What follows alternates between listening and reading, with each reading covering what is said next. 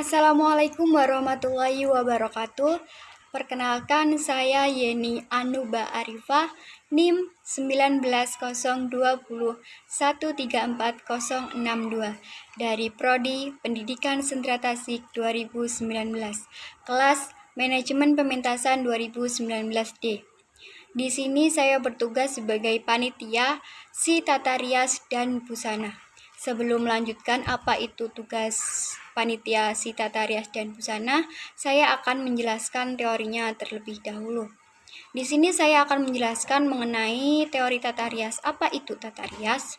Nah, tata rias merupakan cara atau usaha seseorang untuk mempercantik diri, khususnya pada bagian muka atau wajah, menghias diri dalam pergaulan dengan bantuan bahan dan alat kosmetik.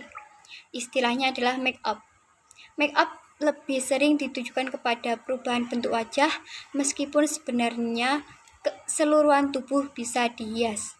Fungsi tata rias adalah untuk menyempurnakan penampilan wajah, menggambarkan karakter tokoh, dan menambah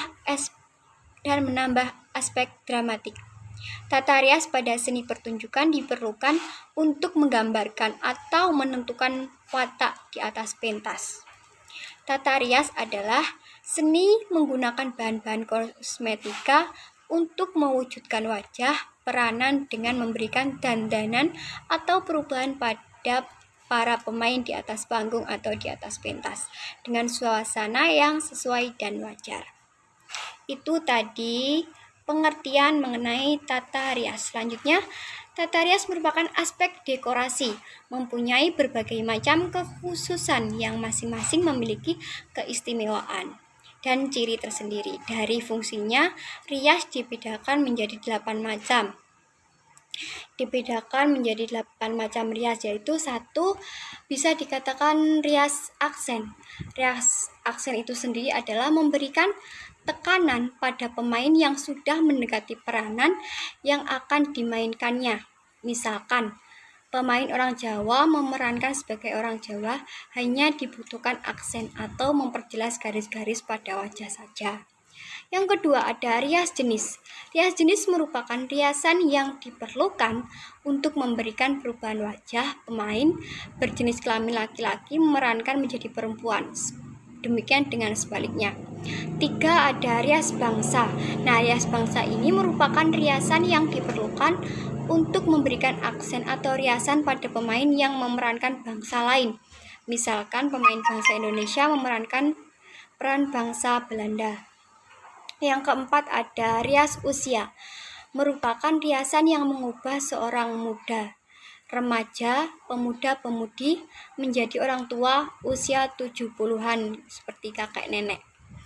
Yang kelima, ada rias tokoh. Nah, rias tokoh itu sendiri adalah diperlukan untuk memberikan penjelasan pada tokoh yang diperankan. Misalnya, memerankan tokoh Rama, Rahwana, Sinta, Trijata, Srikandi, dan lain sebagainya.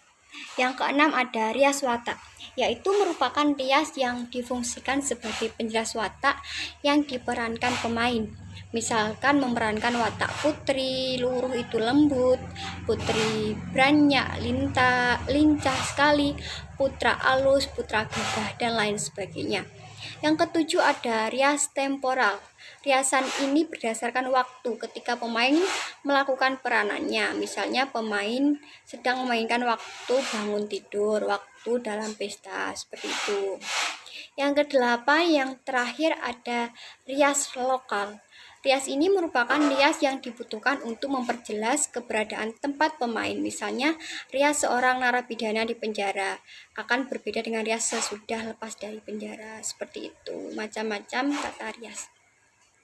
Selanjutnya, saya akan menjelaskan mengenai pengertian tata busana. Nah, tata busana, apa itu tata busana?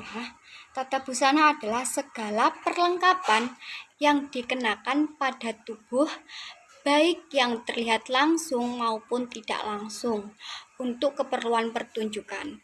Pertunjukan mempunyai sifat auditif atau visual. Di samping samping dapat dilihat juga dapat didengarkan. Pada dasarnya kesan pertama yang nampak pada penonton adalah apa yang terlihat terlebih dahulu. Apa yang terlihat terlebih dahulu tadi tiada lain adalah busana dari tokoh itu sendiri. Selanjutnya, tujuan tata busana. Apa itu tujuan tata busana? Nah, tujuan tata busana adalah untuk mewujudkan personifikasi peran. Fungsi tata busana adalah untuk memperkuat suatu pertunjukan sehingga dapat membangkitkan daya ilusi dan menghidupkan tokoh. Selanjutnya, di sini saya akan berbicara mengenai tugas saya, yaitu tugas sebagai si tata rias dan busana. Untuk tugas si tata rias itu sendiri adalah 1. Menyiapkan peralatan rias yang akan digunakan. 2. Mendandani penampil yang akan tampil. 3. Mencatat kebutuhan rias. Dan 4. Jika menyewa MUA harus mencari MUA yang dapat dipercaya. Seperti itu. Selanjutnya, saya akan menjelaskan mengenai tugas si tata busana. Apa saja itu tugas si tata busana? 1. Menyiapkan busana yang akan diperlukan. 2. Mengecek kelengkapan busana. 3. Mencatat kebutuhan busana. Seperti itu. Selanjutnya, seperti yang tercantum pada PPT di samping saya ini, pada acara yang sedang kelas kami akan laksanakan, yaitu acara Medley of Nusantara. Ini kami kostum. Untuk kostumnya kami memilihkan tema adat, baju adat yang ada di Nusantara. Selanjutnya saya akan menyebutkan anggaran untuk kostum. Yang pertama yaitu 1 untuk bintang tamu, yaitu bintang tamunya Isana, yaitu menggunakan 3 kostum pakaian adat, yang setiap kostumnya kami anggarkan 1 juta, berarti 3 kostum berjumlah 3 juta. Untuk yang kedua ada kru Isana 9 orang, kami anggarkan per orang adalah 300.000, jadi jumlahnya 2.700.000. Yang ketiga ada player, yaitu ada 60 orang, per orang kami anggarkan 250.000, jadi totalnya 15 juta. Yang keempat ada MC-nya ada 2 orang, per orang kami anggarkan 250.000, jadi 2 orang totalnya 500.000. Yang terakhir ada kostum panitia, yaitu panitia berjumlah 26, per orang kami anggarkan 150.000, jadi 26 totalnya 3.900.000. Jadi total keseluruhan untuk anggaran kostum ada 25.100.000 rupiah.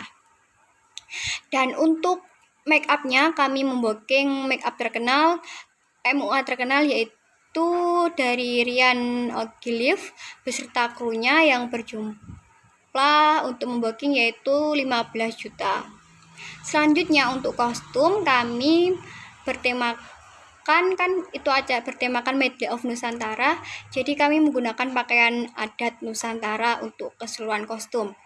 Ya, di sini ada kostum para player yang ada di samping seperti yang ada di PPT, yaitu flute ada 4 orang menggunakan adat Aceh, pakaian adat Aceh, gambar seperti yang ada di gambar di samping ya, kurang lebih pakaiannya seperti itu.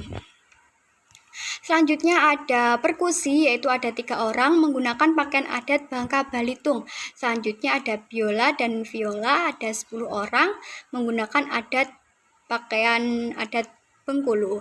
Selanjutnya ada violin menggunakan adat Jatim, yaitu ada 10 orang, yaitu sekarang ada pemegang selo, yaitu ada 5 orang menggunakan adat Jawa Tengah. Kontrabas ada 5 orang menggunakan adat Jawa Barat. Trompet ada 9 orang, yaitu menggunakan adat DKI Jakarta.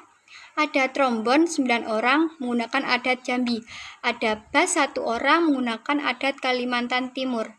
Gitar 1 orang menggunakan adat Kalimantan Selatan. Drum band 1 orang menggunakan adat Jambi.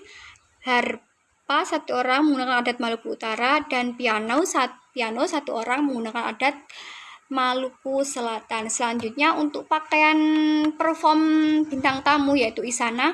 Yang pertama ada ini pakaian Bali seperti yang ada di gambar, kurang lebih pakaiannya untuk dibuat perform adalah seperti itu ya. Jadi yang pertama menggunakan adat Bali untuk bintang tamu yaitu Isana. Selanjutnya perform yang kedua ganti baju menggunakan pakaian adat Bangka Balitung seperti yang ada di gambar.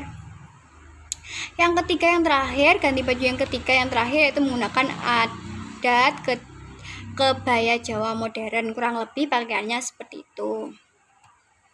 Selanjutnya untuk MC 2 orang menggunakan pakaian seperti yang ada di samping, menggunakan kebaya pink seperti itu ya, pokoknya seperti itu kurang lebih. Yang untuk kostum panitia perempuan, yang atasannya menggunakan kebaya brokat warna hitam, yang bawahnya sewek batik seperti yang ada di gambar.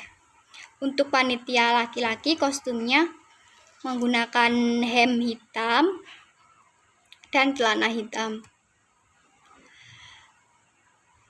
Kurang lebih seperti itu kostumnya.